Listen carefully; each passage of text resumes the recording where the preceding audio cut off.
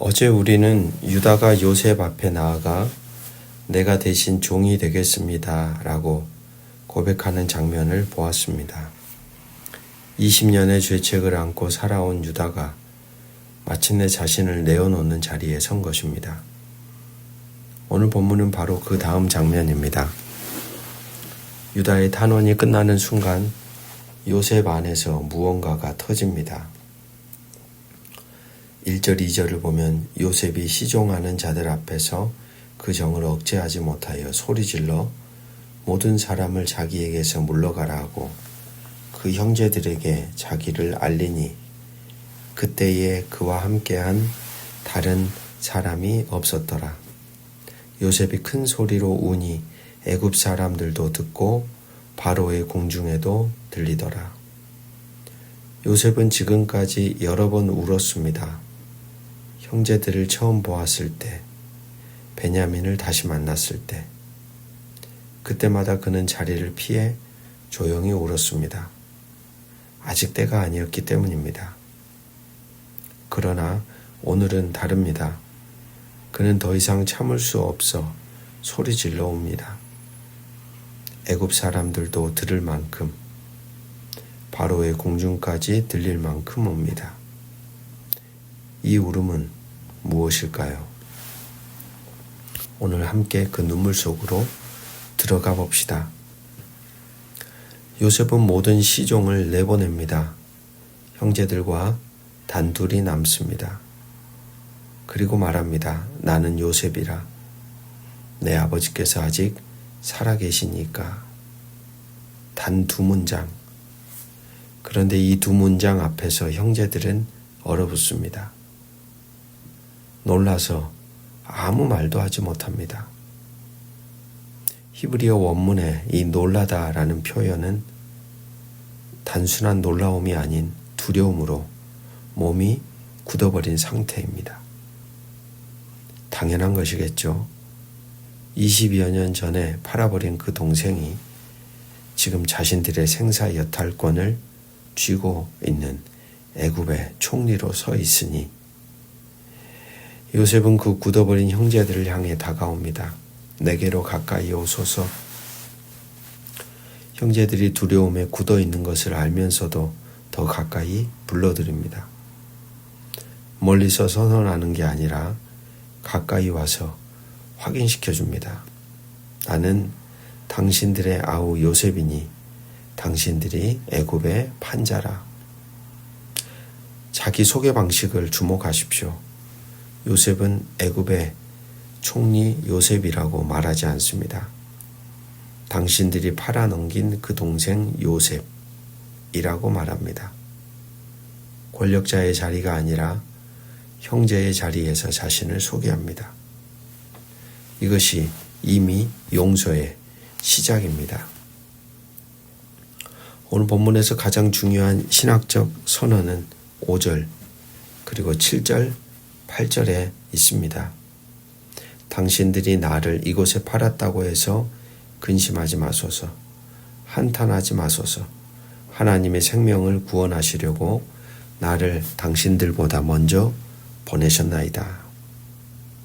그리고 7절, 8절 하나님이 큰 구원으로 당신들의 생명을 보존하고 당신들의 후손을 세상에 두시려고 나를 당신들보다 먼저 보내셨나니 그런즉 나를 이리로 보낸 이는 당신들이 아니요 하나님이시라.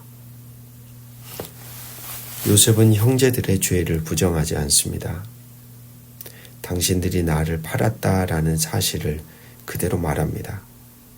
그러나 그 사건을 바라보는 시각이 완전히 다릅니다. 형제들의 배신이 이야기의 주어가 아닙니다. 하나님의 섭리가 이야기의 주어입니다. 이것은 고통을 부정하거나 억압하는 것이 아닙니다. 요셉은 구덩이의 고통, 노예의 서름, 감옥의 억울함 모두 경험했습니다. 그 모든 것을 통과하고 나서 그는 이렇게 말할 수 있게 됩니다. 그것은 형들이 한 일이 아니라 하나님이 나를 먼저 보내셨다. 보내다라는 것은 사명을 부여하여 파송하는 것을 의미합니다. 요셉은 자신이 팔려온 게 아니라 파송된 것이라고 고백합니다. 노예가 아니라 사신이었다는 말이죠. 참 놀라운 해석이지 않습니까?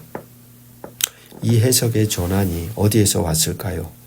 구덩이에서도, 감옥에서도, 어떤 자리에서도 하나님과의 관계를 놓지 않았던 신앙에서 왔습니다.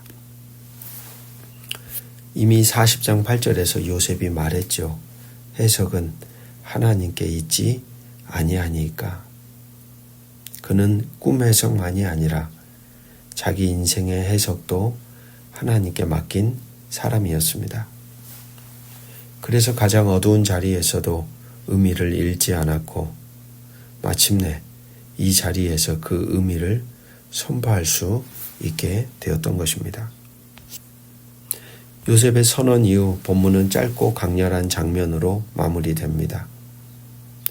14절에서 15절 자기 아우 베냐민의 목을 안고 우니 베냐민도 요셉의 목을 안고 울었으며 요셉이 또 형들에게 입맞추고 울고 형들도 요셉과 함께 울었더라. 요셉은 먼저 베냐민을 안습니다. 그리고 형제들에게 입을 맞춥니다. 이 포옹과 입맞춤은 고대 근동에서 화해, 신뢰 회복의 공식적인 표현입니다. 말로만 하는 용서가 아닙니다. 몸으로, 온몸으로 표현하는 용서입니다. 여기서 한 가지 주목하십시오. 요셉이 먼저 다가갑니다. 먼저 안습니다. 그리고 먼저 입을 맞춥니다. 형들이 먼저 사과하고 용서를 구한 게 아닙니다.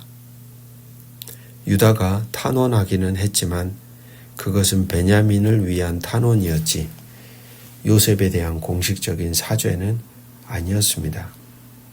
그럼에도 요셉은 먼저 움직입니다.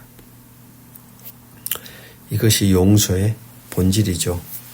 용서는 상대방이 충분히 사과할 때까지 기다리는 게 아닙니다. 용서는 내가 먼저 그 사람에게로 이동하는 것입니다.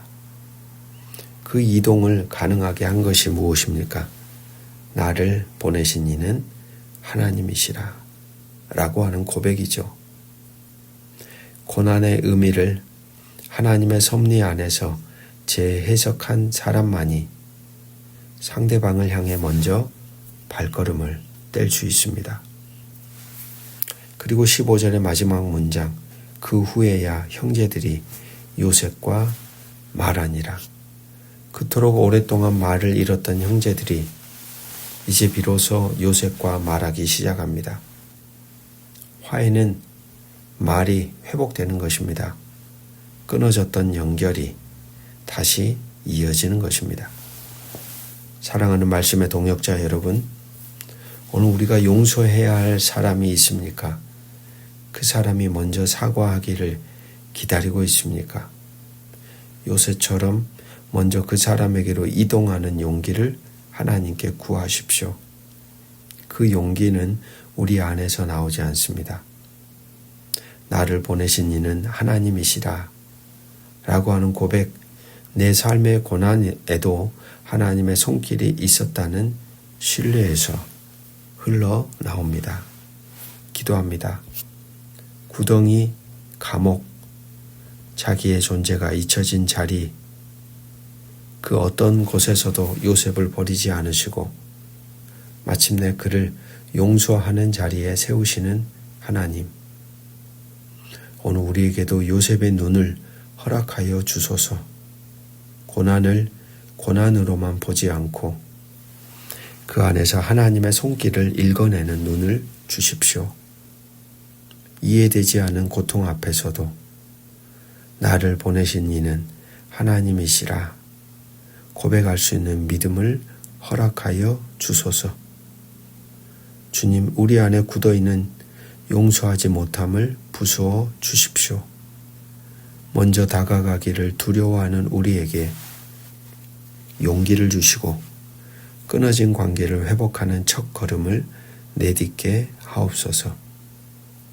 오늘 말씀 공동체 안에도 그리고 각자의 가정과 다양한 관계 안에도 말이 끊겼던 자리에 다시 말이 흐르게 하소서. 오래 막혔던 것들이 오늘 열리게 하소서. 고난을 섭리로 바꾸시고 배신을 화해로 이끄신 예수 그리스도의 이름으로 기도합니다. 아멘.